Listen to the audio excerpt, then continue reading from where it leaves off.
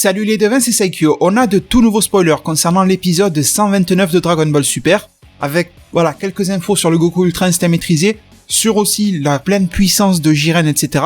Tout ce que je vous présente aujourd'hui provient du magazine japonais Weekly Shonen Jump, qui nous a été traduit en anglais par Yonkou Prod, et ça vous est traduit en français par Rinda de la chaîne Rinda to the World. Je vous laisse le lien de sa chaîne YouTube en description aussi, et bien sûr je la remercie.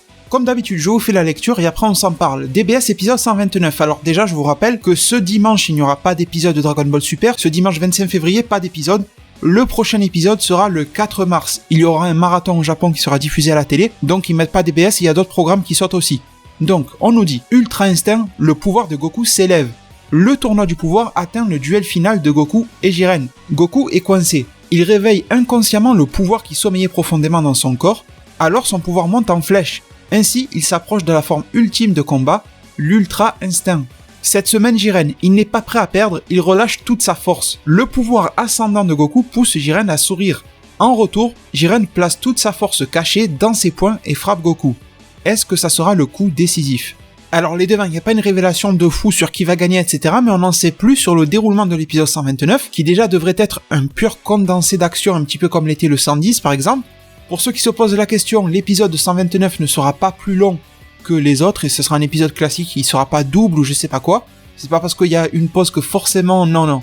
Là, ça sera vraiment la durée classique d'un épisode. Et il y a quand même quelques trucs intéressants dont je voudrais vous parler aujourd'hui. Bon, déjà, le tournoi du pouvoir atteint le duel final de Goku et Jiren. Vous remarquez bien que tous les spoils essayent de nous faire oublier Freezer. Et même la série en elle-même ne nous le montre plus. D'ailleurs, il y a eu ce petit truc intéressant. Il y a même Funimation, il travaille en étroite relation avec l'Ato Animation, c'est-à-dire pour pouvoir diffuser les épisodes en Amérique de Dragon Ball Super. Il y a plusieurs sociétés qui le font, comme Crunchyroll aussi, mais Funimation a aussi les droits de diffusion en streaming de Dragon Ball Super. Ils ont montré cette affiche comme quoi Freezer serait porté disparu, etc. Même eux, les créateurs, sont conscients du fait que Freezer a disparu de l'écran, et Freezer aura très sûrement un rôle à jouer. Et si tout se passe bien comme je l'ai prévu, il y aura une vidéo qui arrivera sur Freezer dans les prochains jours, disons avant l'épisode 129, ça devrait débarquer sur ma chaîne pour que je puisse vous faire toutes mes prédictions sur Freezer. On nous met quand même en avant le fait que Goku est coincé, et qu'il réveille inconsciemment un pouvoir qui sommeillait profondément dans son corps. Donc pour moi, Goku est coincé nous montre que la version Ultra Instinct Omen, c'est-à-dire la version noire, va falloir vraiment s'habituer à cette appellation-là. Omen, O-M-E-N, Omen veut dire présage. Vous avez bien compris que la forme aux cheveux noirs n'était pas complète ni maîtrisée, donc le présage de l'Ultra Instinct, c'est ça que ça veut dire tout simplement. Sachant que sous cette forme-là, Goku n'était capable concrètement que de défendre et attaquer, c'était très compliqué sous cette forme-là, mais petit à petit, c'est en train de, le côté offensif du truc est en train de s'installer, et une fois que tout sera maîtrisé, il aura les cheveux blancs, enfin blanc argenté, tout ce qu'on veut.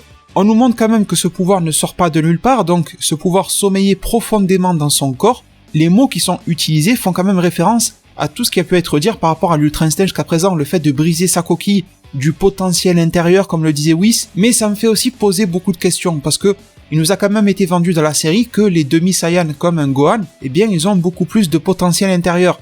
Et pourtant, le doyen des Kaio aurait soi-disant révélé tout le potentiel de Gohan. Alors est-ce que Gohan pourrait révéler encore plus de potentiel que le vieux Kaioshin l'a révélé? C'est un petit peu bizarre, vous voyez ces histoires de potentiel, j'aimerais tirer ça au clair. Je pense que je vais bosser sur ça pour une vidéo d'analyse en profondeur, voir un petit peu s'il y a de la cohérence ou pas. Vous me connaissez, je juge pas sans savoir, donc d'abord j'irai chercher les éléments à la source, et après je verrai ce que je peux vous en dire. Et là alors, on nous dit que son pouvoir monte en flèche, donc clairement, comme l'a dit Toriyama quand il nous a vendu récemment là dans la fiche publicitaire, le fameux Ultra Instinct maîtrisé, et bien tout simplement le fait que ça sera la forme la plus puissante de Son Goku, la forme même ultime, ça a été aussi le mot qui a été utilisé dans certains scans. Et en parlant de forme, oui, on peut clairement parler de forme. Forme, pour moi, c'est assez synonyme de transformation. L'Ultra Instinct Omen, allez savoir ce que c'est, mais l'Ultra Instinct tout court, on n'a même plus trop besoin. Bon, je le dis toujours pour qu'on me comprenne, vous voyez, pour qu'on fasse la distinction entre le cheveu noir et cheveux blancs. Mais Ultra Instinct maîtrisé, ça n'a pas trop de sens, parce qu'au final, c'est juste l'Ultra Instinct. Je vais vous faire une comparaison un petit peu douteuse, mais c'est un petit peu comme si vous preniez le Gijin ou Super Saiyajin, là, le faux Super Saiyan qu'il y avait eu dans le film contre Slug. Quand Goku avait les cheveux un petit peu bruns, jaunes, à la fois, il était à moitié Super Saiyan, c'était un petit peu bizarre. Mais que dans la série, on a eu le vrai Super Saiyan aux cheveux purement jaunes et tout ça. Ben, cette histoire du Ultra Instinct m'y fait beaucoup penser, c'est-à-dire que, allez savoir même si la version Omen sera dans le manga, vous savez, celle avec les cheveux noirs, est-ce que ce n'est pas un délire de la Toei uniquement pour son animé? Un très joli délire, hein, attention, je valide totalement ce délire-là.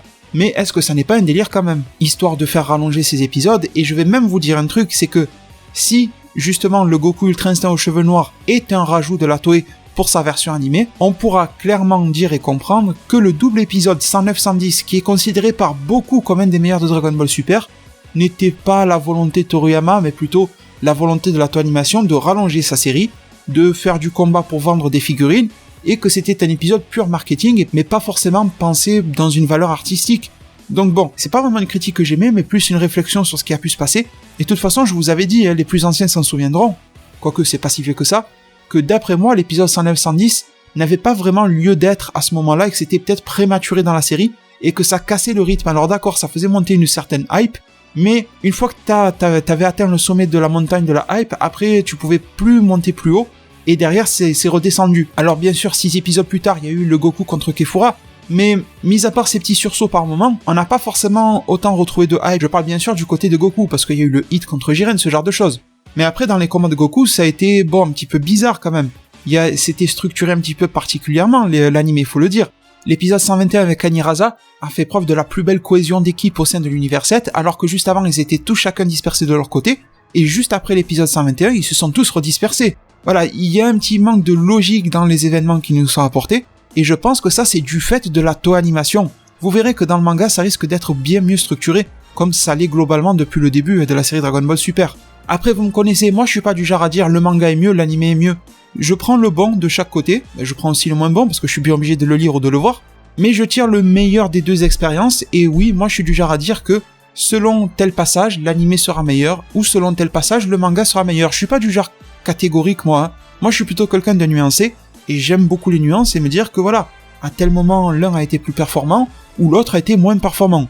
Juger et te foutre dans une catégorie comme ça, un petit peu même arbitrairement, ça ne me plaît pas. Donc tout ça maintenant pour en arriver sur la deuxième partie du spoil. Cette semaine Jiren, il n'est pas prêt pour perdre, il relâche toute sa force. Donc bon, ça fait un petit peu plusieurs fois qu'on nous dit que Jiren relâche toute sa force, mais là j'ai l'impression que c'est pour de bon. De toute façon, il ne reste que 3 épisodes avant de terminer Dragon Ball Super, donc là je pense qu'on va avoir un Jiren full power, mais je pense que ce qu'on pourra tirer de Jiren, ça sera deux choses. Ça sera peut-être des techniques qu'il ne garde qu'en dernier recours, parce que par exemple, elle te vide toutes tes forces, elle t'épuise, vous voyez, un truc comme ça. Et deuxième chose, c'est le dépassement des limites. Il y a une différence entre full power et dépassement des limites. Pour vous donner un exemple, Vegeta SSJ Blue classique, il était full power. Mais le Vegeta SSJ Blue que l'on a eu récemment avec des pupilles, avec une aura qui nous fait un tout petit peu penser à l'Ultra Instinct, etc. Là, beaucoup l'appellent Vegeta Diamond. Ben ça, c'est Vegeta qui dépasse ses limites. Donc oui, je pense que Jiren pourra encore power up à 2 niveaux, quoi. Voilà, désolé, je me répète, mais sur ces attaques spéciales qui gardent vraiment en ultime dernier recours des attaques que lui-même n'a pas l'habitude d'utiliser parce qu'il n'est jamais tombé contre d'adversaires aussi forts, et ce fameux dépassement des limites, j'espère qu'il aura bel et bien lieu. Pourquoi est-ce que tout l'univers 7 s'est dépassé? Pourquoi est-ce que l'univers 6 aussi, et même d'autres univers se sont dépassés, hein? Anirasa, l'univers 2, on en dira ce que l'on veut de Ribrian et compagnie, mais ils se sont bien dépassés.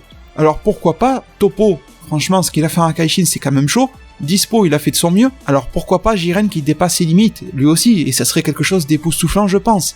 Mais malgré tout, dès le 129, attendez-vous à voir, oui, la pleine puissance actuelle de Jiren. Et je vais vous donner un autre exemple de dépasser ses limites, par exemple, Hit dans l'épisode 38-39 là de DBS. On avait le Hit Full Power qui pouvait utiliser le Tokitobashi qu'à une certaine limite de durée dans le temps. D'un coup, il s'est mis à power up un petit peu bizarrement en imitant Goku, etc. Il s'est perfectionné, machin, le fameux apprentissage, le progrès, tout ça, c'est un petit peu son truc à Hit, quoi, bon, on va dire. C'est une facilité scénaristique, mais bon, mais en tout cas, il a dépassé ses limites. Donc oui, il y a aussi un Hit full power et un Hit qui dépasse ses limites, qui va au-delà du full power, c'est ça le délire.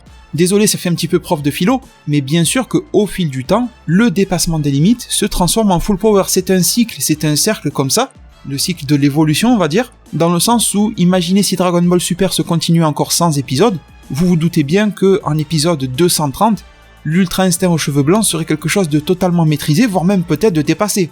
On aurait peut-être une forme encore totalement inédite, un Ultra Instinct mélangé au Kaioken, voilà. Mais petit à petit, tout ce qui est dépassement des limites devient du full power, et ainsi de suite, ainsi de suite. Je sais que je suis parti dans des délires de Bogdanov, mais c'est vraiment ce que je pense. Et enfin les devins. Toute dernière phrase de ces spoils, le pouvoir ascendant de Goku pousse Jiren à sourire. Alors je sais que certains vont me dire, ouais, Jiren est content parce que il recherchait des guerriers forts pour l'aider à combattre l'ennemi qui a fait du mal à son univers, etc. Enfin, pas son univers, mais à sa famille, à son peuple. Il nous reste que 2-3 épisodes pour clôturer ça. Alors à part si le grand méchant qui a tué les parents de Jiren est le cliffhanger de fin de série, j'ai du mal à y croire. J'ai plus l'impression que la Toei ou Toriyama nous ont pondu ce méchant pour nous donner un fond d'histoire à Jiren, mais pas forcément pour le détailler. D'ailleurs, on ne sait pas si Jiren a pu tuer ou pas ce méchant, le capturer, l'enfermer, le sceller, j'en sais rien quoi. Mais l'empêcher de nuire à nouveau, ça n'a jamais été dit dans la série. On a l'impression que Jiren n'en est jamais venu à bout, mais on ne nous a jamais dit s'il y a eu une confrontation finale entre les deux.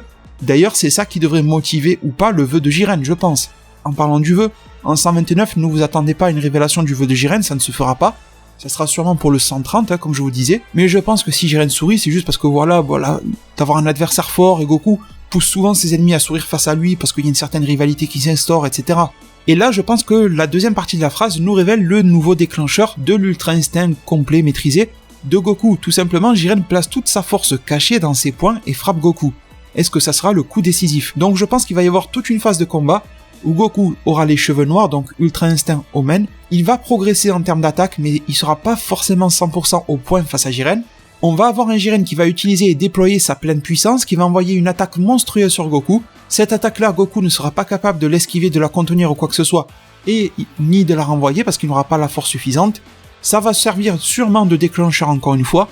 Peut-être même une scène, pourquoi pas répétitive, de je frôle la mort, je sais pas trop quoi, parce que comme je vous l'ai dit, si l'Ultra Instinct aux cheveux noirs n'est qu'un délire commercial et marketing, auquel Toriyama n'avait lui-même pas pensé qu'il voulait direct aller vers une forme silver, argent, eh bien il est fort possible que l'on ait un effet de répétition ici, dans le sens où la Toei va réutiliser le même déclencheur du Ultra Instinct, parce qu'elle peut pas inventer non plus des éléments du scénario à tout bout de champ, vous voyez ce que je veux dire? Donc oui, le je frôle la mort pour l'Ultra Instinct risque de réapparaître ici. J'espère que, tout comme dans l'épisode précédent, le 128 ça aura quand même une valeur émotionnelle, j'ai beaucoup aimé cet aspect-là, la confiance de ses amis, etc. C'est quelque chose sur lequel Goku a constamment évolué dans Dragon Ball, et c'était un petit peu la finalité aujourd'hui, enfin la semaine dernière quoi. J'espère que cet aspect émotionnel ne sera pas cassé dans le 129 juste pour redescendre sur un je frôle la mort. Je frôle la mort c'est bien, mais mixé avec quelque chose de plus, moral, etc., qui te fait un petit peu plus réfléchir quoi. Je trouve que c'est mieux. Et je pense que oui, alors, une grosse partie de l'épisode 129 sera le Goku Ultra Instinct cheveux noirs, pour nous laisser dans peut-être le dernier quart d'épisode, voilà, et encore je suis peut-être généreux, avec l'Ultra Instinct aux cheveux blancs. Et que cette forme aux cheveux blancs, argent, gris, comme on veut, on la verra énormément en action dans l'épisode 130. Et en termes de puissance, pour le moment, je suis toujours dans la même idée. Jiren totalement supérieur à Goku Ultra Instinct Omen. Goku Ultra Instinct maîtrisé, cheveux gris, débarque, va commencer à foutre une petite raclée à Jiren, mais Jiren va se reprendre, et le combat devrait en arriver sur une sorte d'égalité. En tout cas, un combat qui devrait se poursuivre un petit moment. Tout est relatif par rapport à un épisode. Et bon, la suite des événements, je vous en parlerai dans ma vidéo sûrement sur Freezer. Comme ça, on voit un petit peu comment tout ça pourra se débloquer. Je vous remercie énormément de m'avoir suivi et écouté durant cette vidéo-là. Petite réponse rapide. Bon, la plupart des gens ont déjà quitté la vidéo quand j'en parle, mais c'est pas grave. Aux quelques personnes qui me disent « Ouais, tes vidéos de spoil sont trop longues, tu parles trop ». Ben, les spoils, moi, je vous les donne dès le début de la vidéo, je les affiche et je les lis d'un trait. Donc après, je suis libre d'en parler autant que je veux, je vois pas où ça dérange. C'est pas une réponse au rageux quoi que ce soit, c'est juste des personnes qui m'ont fait cette remarque-là. Je prends souvent vos remarques pour essayer d'améliorer ma chaîne YouTube, mais là je vois pas encore je peux faire mieux. Je te donne les spoils directs, je te les affiche, je te les lis, je te cache rien. Je garde rien pour la fin de vidéo, parce que vous savez que c'est important, que les spectateurs restent du début à la fin d'une vidéo. YouTube te suggère plus si tes viewers restent du début à la fin, c'est comme ça que ça marche. Mais pourtant, malgré tout, je vous fais pas des coups de bâtard à vous dire, je vous montre qu'une phrase, après je parle, je vous remontre une phrase, après je parle. Non, je vous montre tout d'un coup.